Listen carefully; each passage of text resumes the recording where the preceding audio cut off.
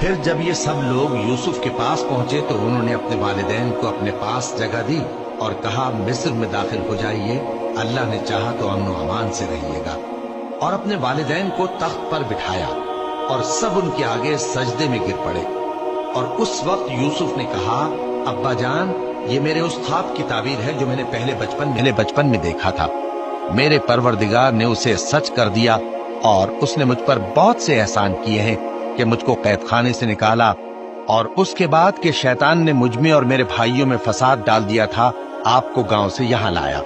بے شک میرا پروردگار جو چاہتا ہے تدبیر سے کرتا ہے، وہ علم والا ہے، حکمت والا ہے۔ جب یہ سب باتیں ہو لیں تو یوسف نے اللہ سے دعا کی کہ اے میرے پروردگار، تو نے مجھ کو حکومت سے نوازا اور خوابوں کی تعبیر کا علم بخشا۔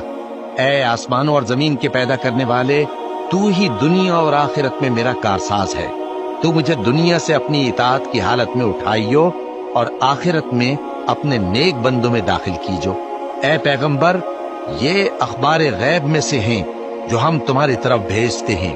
اور جب برادران یوسف نے اپنی بات پر اتفاق کیا تھا اور وہ فریب کر رہے تھے تو تم ان کے پاس تو نہ تھے، اور بہت سے آدمی گو تم کتنی خواہش کرو ایمان لانے والے نہیں ہیں، اور تم ان سے اس خیر خواہی کا کچھ صلہ بھی تو نہیں مانگتے۔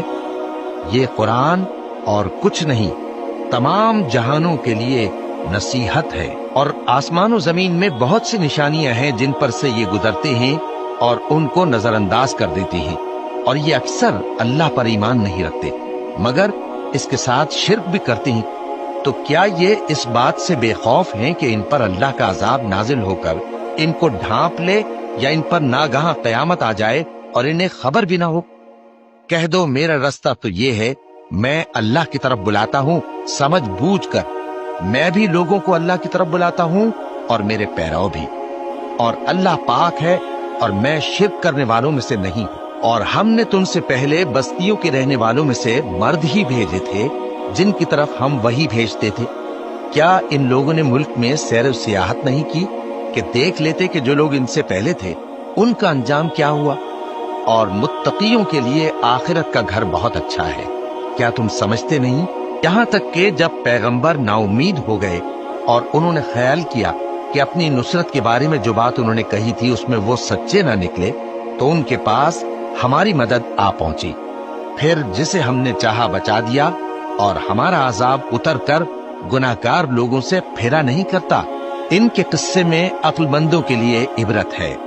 یہ قرآن ایسی بات نہیں ہے جو اپنے دل سے بنائی گئی ہو، بلکہ جو کتابیں اس سے پہلے نازل ہوئی ہیں ان کی تصدیق کرنے والا ہے، اور ہر چیز کی تفصیل کرنے والا، اور مومنوں کے لیے ہدایت اور رحمت ہے۔